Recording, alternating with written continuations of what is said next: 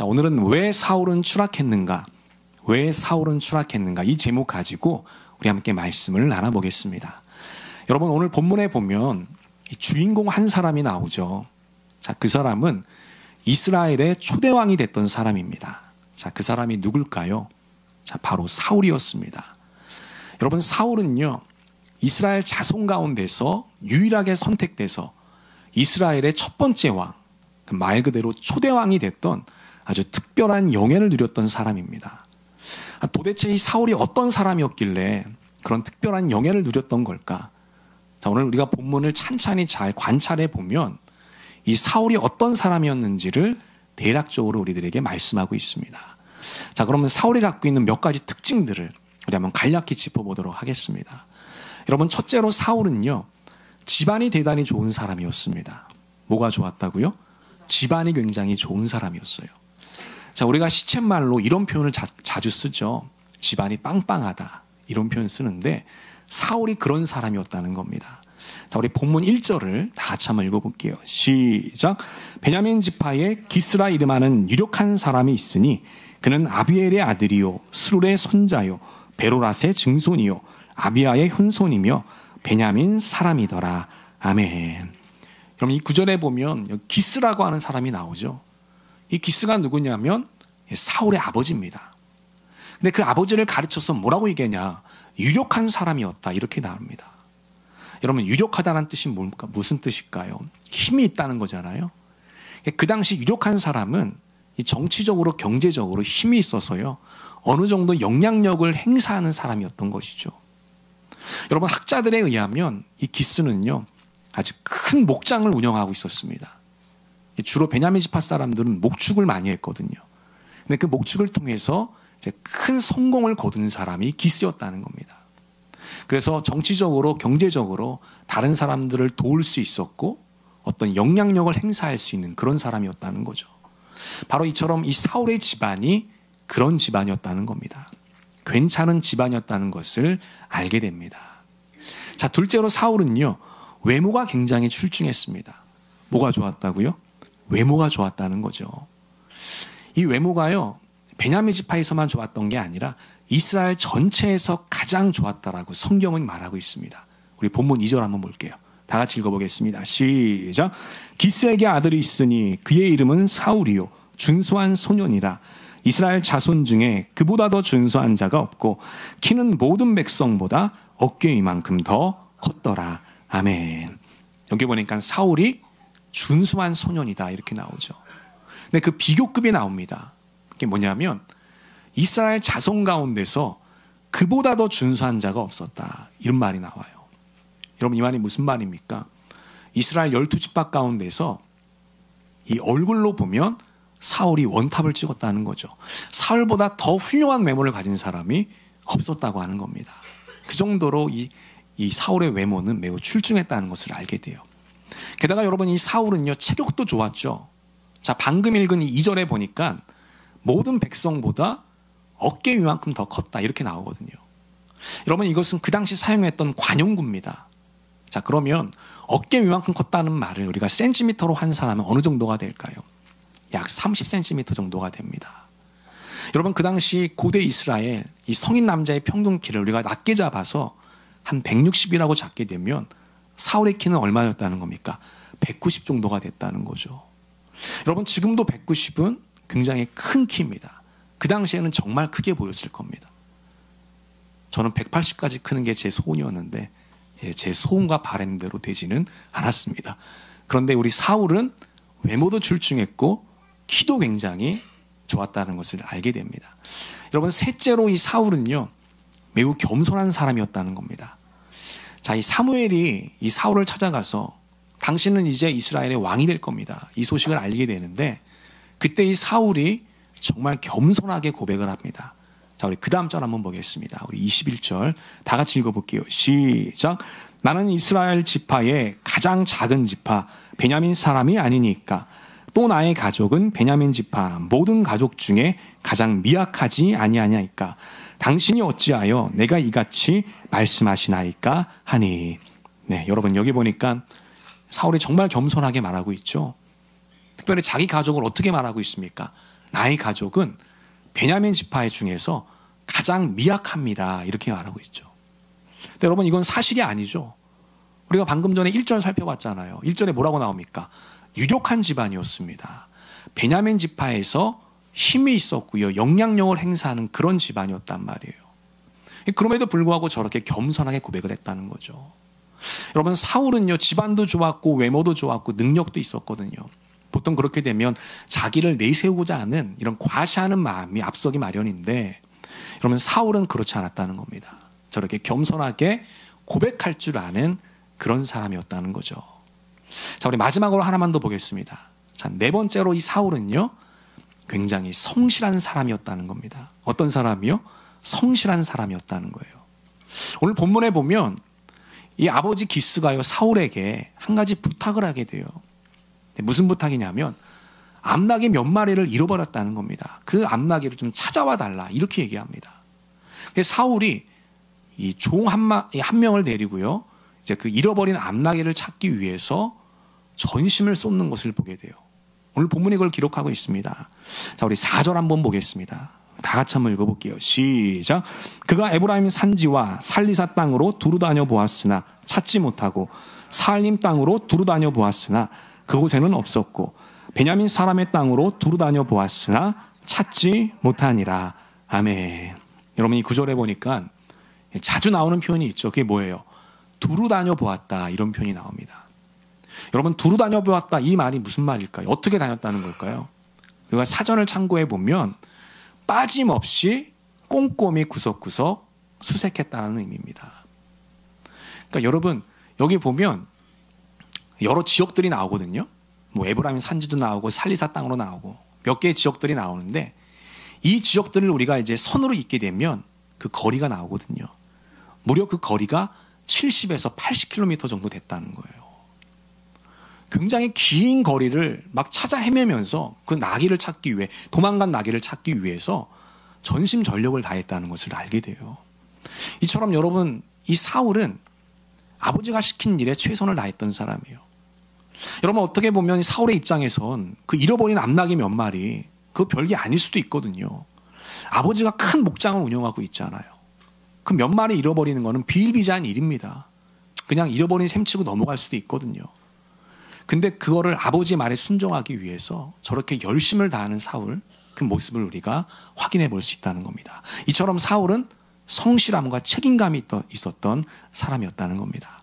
자, 이렇게 우리가 이 사울의 몇 가지 특징들을 좀 간략히 살펴봤는데 여러분 듣고 보니까 사울이 어떤 사람인 것 같습니까? 사울은 굉장히 괜찮은 사람인 것 같습니다. 사울은요 겸손한 마음도 있었고 또 성실함도 있었고요. 모든 것이 고루고루 잘 갖춰져 있었던 그래서 하나님께 인정을 받았던 사람이에요. 때문에 이스라엘의 초대 왕이 되는 특별한 영예를 누릴 수가 있었던 겁니다. 저는 우리 모든 전민의 가족들도요 이렇게 사울처럼 고루고루 잘 준비되는 사람들이 되시기를 우리 주님의 이름으로 간절히 축원하겠습니다. 영적인 것뿐만이 아니라 우리 실력도 그렇고요. 특별히 성품적으로 하나님 앞에 잘 준비가 되어서 하나님이 쓰시고자 하는 곳에 자유롭게 사용되어지는 그런 주님의 거룩한 자녀들 되시기를 우리 주님의 이름으로 간절히 축복하겠습니다. 자, 그러면 여기서 우리는 한 가지 질문이 떠오르죠. 바로 이겁니다. 왜 사울은 추락했던 걸까? 자, 사울에 대해서 듣고 보니까 굉장히 괜찮은 사람이었는데 하나님께 인정받은 사람이었는데 왜 사울은 밑바닥까지 떨어졌던 걸까? 이런 질문이 떠오른다는 겁니다. 여러분 아마 관점에 따라서 뭐 여러 가지 해석들과 이유들이 있을 겁니다. 그런데 그 중에서 오늘 저는 몇 가지 중요한 포인트를 한번 짚어보려고 합니다. 우리 함께 말씀을 나눌 때에 여러분 각자에게 주시는 우리 하늘의 감동과 음성이 있게 되시기를 우리 주님의 이름으로 간절히 축원하겠습니다. 그리고 그 하나님이 주시는 음성을 마음에 새기고 이 세상 가운데서 순종하며 실천하며 살아가는 여러분 모두가 되시기를 주님의 이름으로 간절히 축복하겠습니다. 그럼 우리 첫 번째부터 한번 살펴볼게요. 자, 첫 번째는 이것입니다. 첫째로 사울의 신앙은 도구적인 신앙이었다는 겁니다. 어떤 신앙이요? 도구적인 신앙이었다는 겁니다. 한번 따라해 보겠습니다. 사울의 신앙은 도구적인 신앙이었습니다. 한 번 더. 사울의 신앙은 도구적인 신앙이었습니다. 여러분, 도구적인 신앙이 뭘까요? 말 그대로 신앙이 도구가 됐다는 겁니다. 여러분, 우리 신앙의 본질이 뭘까요? 우리 신앙의 본질은요, 관계입니다. 본질이 뭐라고요? 관계예요, 관계. 하나님과 나와의 관계. 그게 신앙의 본질이에요. 그래서 신앙생활의 본질이 뭐냐면 우리 일상생활을 통해서요, 하나님과의 관계를 쌓는 겁니다. 하나님과 더 가까워지는 것이고요, 하나님과 더 깊어지는 겁니다. 하나님을 닮아가는 것이거든요. 그게 우리 신앙생활의 본질이라고 하는 거예요. 근데 여러분, 사울의 신앙은 그렇지가 않았다는 겁니다. 사울의 신앙은 도구적인 신앙을 갖고 있었다는 거예요. 그래서 점점 하나님과 멀어질 수밖에 없었다고 하는 것이죠. 여러분, 이것을 가장 잘 보여주는 아주 중요한 사건이 하나 있어요. 이게 어디 나오냐면 사무엘상 13장에 나옵니다. 자, 거기 보면 블레셋 사람들이 이스라엘을 쳐들어오게 되거든요. 사울이 왕에 오른 지 약 2년 만에 아주 큰 전쟁이 발발하게 됐던 겁니다. 자, 그런데 그때 이 블레셋 군대의 위세가 얼마나 대단했던지 이스라엘 백성들이 혼비백산하게 돼요. 자, 그 장면이 성경에 기록되어 있는데 우리 그 다음 절 한번 볼게요. 우리 사무엘상 13장 6, 7절 다 같이 한번 읽어볼게요. 시작. 이스라엘 사람들이 위급함을 보고 바위 틈에 은밀한 곳과 웅덩이에 숨으며 어떤 히브리 사람들은 요단을 건너 갓과 길르한 땅으로 가되 사울은 아직 길갈에 있고 그를 따른 모든 백성은 떨더라. 아멘. 여러분, 여기 보니까 백성들이 정신이 없습니다. 그래서 이 위급함을 보고 절박했다 이렇게 나오죠. 그래서 어디에 숨었다고 나와요? 굴에 숨고 수풀에 숨고 바위 틈에 숨었다는 겁니다. 여러분, 이게 지금 무슨 장면이냐면 숨어봐야 아무런 소용도 없는 곳에 숨었다는 거예요. 그 정도로 정신이 나간 겁니다. 그러니까 그 정도로 백성들이 이 불안 가운데 떨었다는 것을 보게 되죠. 여러분, 그렇기 때문에 이 사울은요, 지금 빨리 뭐를 드리고 싶었냐면 제사를 드리고 싶어 했다는 거예요. 막 제단을 쌓고 사람들을 모아서 하나님께 번제를 드리고 예배를 드리면, 그래서 어떤 그런 영적인 퍼포먼스를 하면은 백성들이 조금 용기를 얻을 수 있을 거라고 생각했던 거예요. 그리고 막 불안하고 지금 두려운데 그런 것들이 좀 경감될 수 있을 거다 이렇게 생각을 했던 겁니다. 그래서 여러분, 누구를 기다리죠? 사무엘을 기다리게 됩니다. 왜? 사무엘이 와야 제사를 드릴 수 있기 때문이죠. 근데 여러분, 사무엘은요, 약속한 7일이 지났는데도 오지를 않았다는 거예요. 그러자 이 사울의 마음이 어떻게 됐을까요?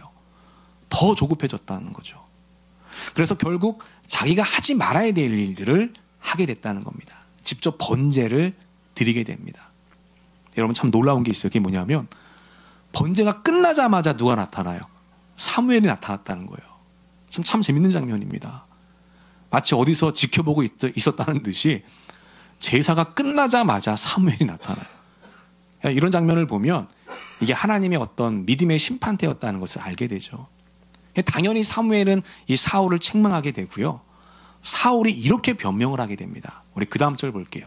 사무엘상 13장 12절 다 같이 한번 읽어보겠습니다. 시작.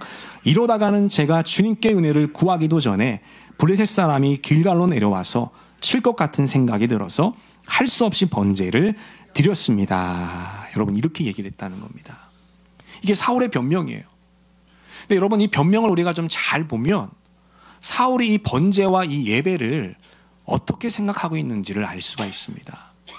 여러분, 사울은요, 블레셋 사람들이 쳐들어오기 전에 하나님께 은혜를 구하려고, 다시 말해서 하나님의 도움을 구하려고 번제를 드렸다는 거예요.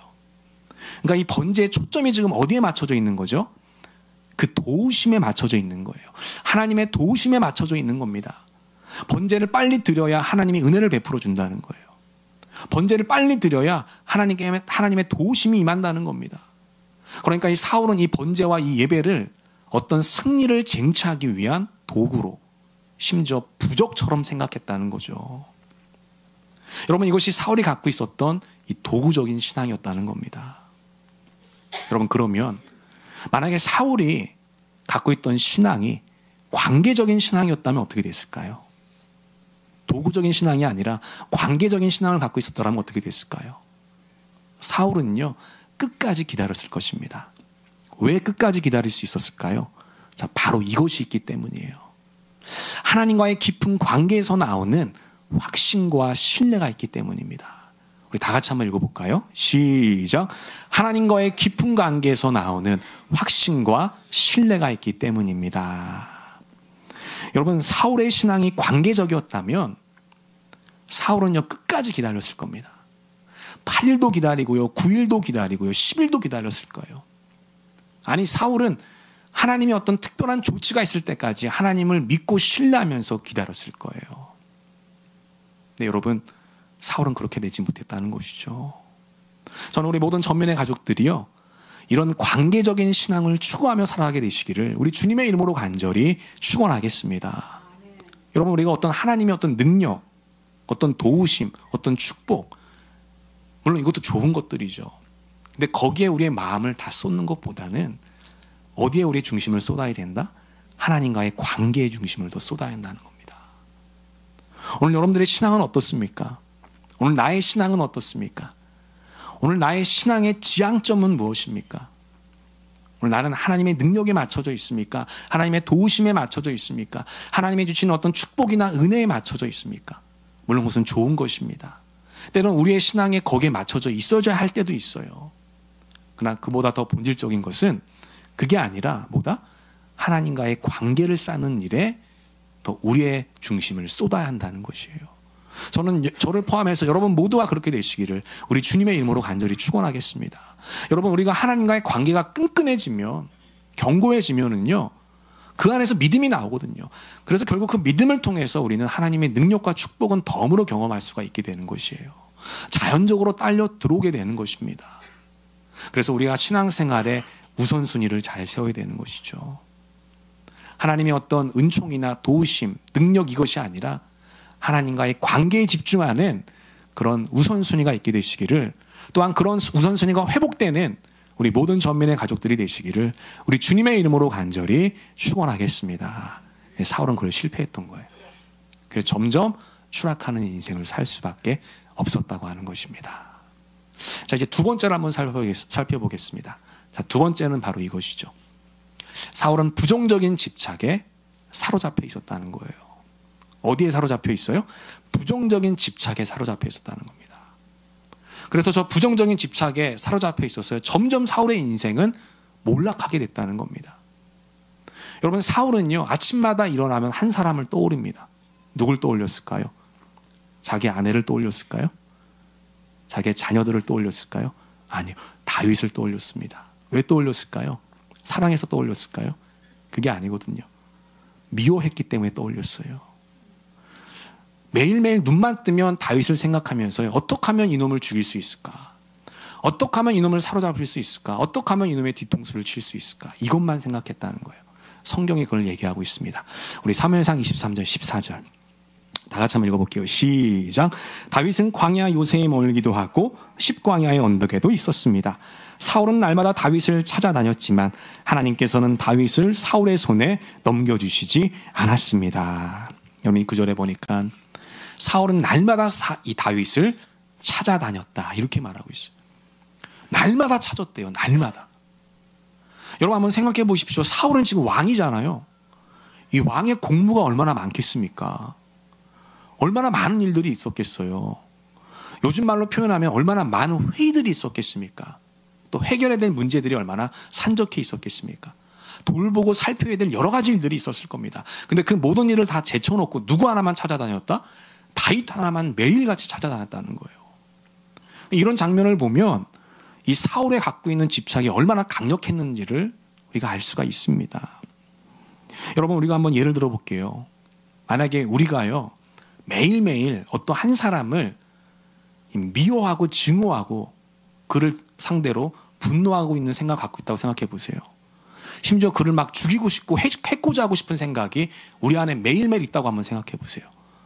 여러분, 우리의 모습이 어떻게 변할까요? 우리의 기질과 성품은요, 달라질 수밖에 없다라는 거예요. 자, 근데 성경이 그것을 얘기해 주고 있습니다. 우리 잠언 23장 7절 한번 보겠습니다. 다 같이 한번 읽어보겠습니다. 시작. 무릇 그 마음의 생각이 어떠하면 그의 사람됨도 그러하니. 아멘. 여러분, 이게 무슨 말일까요? 그 마음의 생각이 어떠하냐에 따라서 그 사람됨도 그렇게 변한다는 겁니다. 자, 여기 보니까 생각이라고 하는 말이 나오죠. 이 생각은 단순히 어떤 우리의 그 서트를 얘기하는 거 아니고 우리의 어떤 띵크만을 얘기하는 거 아닙니다. 그것도 포함해서 우리의 이모션도 포함되어 있는 것이거든요. 우리의 감정도 들어가 있는 거예요. 그래서 우리가 어떤 생각, 어떤 감정을 품고 있느냐에 따라서 우리의 사람 됨됨이도 그렇게 달라진다고 하는 거예요. 여러분, 이 사울의 마음속엔 다윗을 향한 미움, 분노, 증오, 살인의 마음이 가득했어요. 그러다 보니까 진짜 이 사울의 모습이 달라지게 됩니다. 자, 우리 사무엘상 20장 30절 다 같이 한번 읽어볼게요. 시작. 사울이 요나단에게 화를 내며 그에게 이르되 폐역 무독한 계집의 소생아, 내게 이새의 아들을 택한 것이 내 수치와 내 어미의 벌거벗은 수치됨을 내가 어찌 알지 못하랴. 아멘. 여러분, 이 장면이 무슨 장면일까요? 이 장면은요, 지금 이 사울의 아들 요나단 있죠. 그 요나단이 다윗에 대해서 변호를 해주고 있는 장면이에요. 아버지 자꾸 왜 이 다윗을 괴롭힙니까? 다윗은 괜찮은 사람입니다. 아버지께 충성을 다하지 않았습니까? 왜 자꾸만 죽이려고 하십니까? 자, 그러자 이 사울이요, 자기 아들 요나단에게 이 막말과 분노를 지금 퍼붓고 있는 장면이에요. 여러분, 얼마나 큰 지금 막말을 퍼붓고 있습니까? 지금 뭐라고 얘기하고 있죠? 이 폐역무독한 계집의 소생아, 이렇게 얘기를 했다는 거죠. 여러분, 이게 지금 굉장히 번역이 부드럽게 된 거지요. 우리가 어떤 원어적인 의미로 보면 지금 자기 아들을 막 저주하고 막 쌍욕을 하고 있는 장면입니다. 이 정도로 이 사울이 포악한 사람으로 변질됐다는 거예요. 우리가 기억해야 될 게 있어요. 그게 뭐냐면 사울은 본래 그런 사람이 아니었다는 겁니다. 제가 서두에 사울이 어떤 사람인지 4가지 특징을 살펴봤잖아요. 사울은 겸손한 자였고 온순한 자였고요, 성실한 자였고 책임감이 있는 자였어요. 괜찮은 사람이었어요. 이렇게 변했다는 거예요. 자기 아들에게조차도 막말과 저주를 쏟을 정도로의 포악한 사람으로 변질됐다는 거예요. 근데 그 이유가 무엇이죠? 그의 마음 가운데 부정적인 감정이 충만했기 때문입니다. 그 감정에 사로잡혀 있었기 때문이에요. 사람이 변하더라는 겁니다. 여러분, 그렇기 때문에 우리는 이 한 가지 사실을 기억해야 됩니다. 바로 이것입니다. 우리 안에 있는 시기와 질투, 이 미움과 분노는요, 우리의 성품과 기질을 바꿔놓을 수 있다고 하는 겁니다. 다 같이 한번 읽어볼까요? 시작. 우리 안에 있는 시기와 질투, 미움과 분노는 우리의 성품과 기질을 바꿔놓을 수 있다는 것입니다. 여러분, 그렇기 때문에 우리 안에 있는 이 생각이나 감정이 얼마나 중요한지 모릅니다. 우리 안에 있는 이 생각과 감정은요, 어떤 눈에 보이지 않는 느낌이 아니에요. 이 생각과 감정은 에너지입니다. 뭐라고요? 에너지예요. 그래서 생각도 에너지고요, 감정도 에너지입니다. 우리 한번 따라해 보겠습니다. 생각은 에너지입니다. 한 번 더. 감정도 에너지입니다. 단순히 어떤 느낌이 아닙니다. 우리가 그 사실을 꼭 기억해야 돼요. 그렇기 때문에 우리 안에 나쁜 생각, 나쁜 감정들을 우리가 아주 오랫동안 품고 있으면, 그래서 그게 오랜 시간 동안 누적되어 있으면요, 그게 부정적인 에너지를 발하게 된다는 거예요. 여러분, 감정의 에너지입니다. 그걸 꼭 기억하십시오. 우리에게 영향을 주는 부정적인 에너지입니다. 그래서 우리의 성품과 우리의 기준을 바꿔놓는다는 거예요. 사울이 이렇게 바뀌었어요. 괜찮은 사람이었는데 저렇게 포악무독한 사람으로 바뀌어지게 됐다는 것이에요. 그래서 저렇게 부정적인 집착, 감정, 생각을 갖고 있었기 때문에 사울은 밑바닥까지 떨어질 수밖에 없었던 거예요. 하나님과 점점 멀어질 수밖에 없었던 것입니다.